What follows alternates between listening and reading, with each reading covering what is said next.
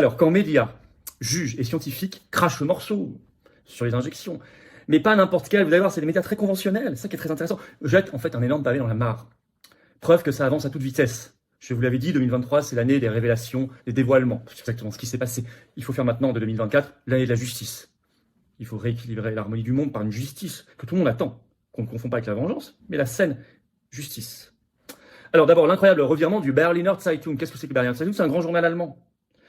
Très conventionnel, fondé dans l'immédiate après-guerre en 1945. Sa page Wikipédia, il dit qu'il se définit comme un journal de centre-gauche. Il se définit même comme, je cite, jeune, moderne et dynamique. Donc on pourrait se dire, il va être très covidiste. Et il l'a été. Et il l'a été. Et puis là, ce 27 décembre, le chroniqueur maison de ce journal, Michael Hanvik, jette un énorme pavé dans la mare dans un très long article qui dit tout. Tout. Rien que le titre. Dommages causés par les injections. Enfin, il dit pas injection, il dit vaccination. Mais moi, je vais dire injection ici. Dommages causés par les injections. La discussion est en retard. Et écoutez bien, je vous ai sorti diverses pépites qui se trouvent dans cet article. Je cite, « La surmortalité persistante depuis le début de la campagne d'injection Covid-19 doit enfin être discutée sans tabou. » Ça, c'est le début de son article, comme ça le ton est donné. Ensuite, « Les dommages que les nanoparticules lipidiques et la protéine de pointe, spike en anglais, peuvent causer vont de l'affaiblissement du système immunitaire aux caillots sanguins dangereux, en passant par des affections neurologiques et l'inhibition de la défense contre le cancer. » Et tout. Il évoque par ailleurs, ce journaliste, je cite toujours, ça c'est en ligne, le Berliner Zeitung, il cite les impuretés d'ADN potentiellement cancérigènes dans les préparations d'ARN messager. Merci de le dire. Cette pépite de vérité, écoutez bien, la surmortalité allemande, mais c'est pareil en France, ne commence qu'en 2021 avec la campagne d'injection et augmente avec son expansion, comme dans de nombreux autres pays. Dire, je cite, que les vaccins ARN messagers ont sauvé massivement des vies est donc peu plausible, juge-t-il. Pourquoi n'y a-t-il pas de discussion sérieuse sur cette contradiction ? Tous les instituts dépendants du gouvernement fédéral allemand semblent détourner le regard ou refuser ces informations. Fin de citation. Je ne suis que cité. Berliner Zeitung, c'est en ligne. Si ça s'appelle pas jeter un énorme pavé dans la mare, je ne sais pas ce que c'est. Et encore une fois, on est ici, il faut que vous vous rendiez compte, le Berliner Zeitung, c'est comme si on avait ça en France dans, je sais pas, Le Monde ou Libération, vous voyez, des espèces de journaux établis, du système, un truc incroyable. Mais au même moment, vous avez un juge au Danemark qui pulvérise tous les records. C'est notamment rapporté par la presse suédoise, l'Aftonbladet, du 21 décembre, c'est tout récent. Titre, une personne blessée par des injections reçoit des millions d'indemnisations au Danemark. En effet, c'est une infirmière danoise en formation.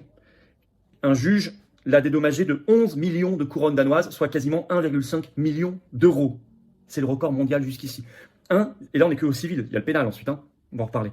1,5 million d'euros. C'est une infirmière danoise en formation de 30 ans, qui a été injectée en février 2021.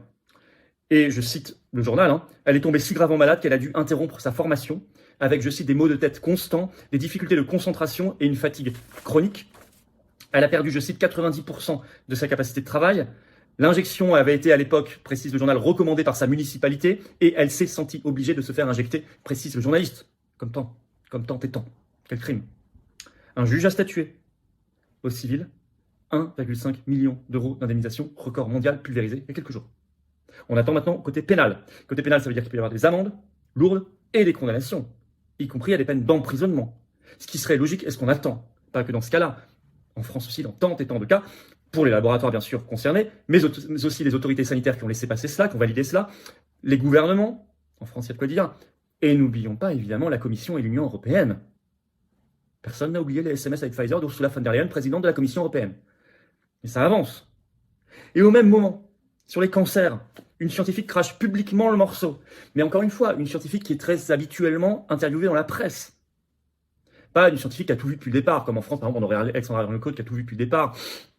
Et donc, il n'y aurait pas vraiment de surprise. Là, c'est une personne très grand public, grand média. Toujours en Allemagne, ils ont une avance là-dessus, il faut le dire. C'est dans Die Welt. Die Welt, ça veut dire le monde. C'est une institution de la presse allemande. 22 décembre. Interview de Susanne Wagner, experte en pharmacie, souvent interviewée dans tous les journaux allemands ou à la télévision, etc. Et qui dit, je cite, écoutez bien, l'article est en ligne. L'injection ARN messager peut produire un cancer des ganglions lymphatiques à terme. Elle ajoute, les vaccins sont injectés dans le muscle et atteignent les ganglions lymphatiques. C'est un gros pavé dans la mare. C'est évidemment aussi un début, un commencement, parce qu'il n'y a pas que ça. Enfin, écoutez, qu'une Susanne Wagner, dans Die Welt, là, il y a quelques jours, le disent, l'écrivent, c'est gravé dans le marbre, c'est en ligne. C'est, je peux vous assurer, une véritable avancée, presque une révolution. Comme les deux autres faits que je viens de vous citer sur un jugement et sur cette chronique dans le Berliner Zeitung.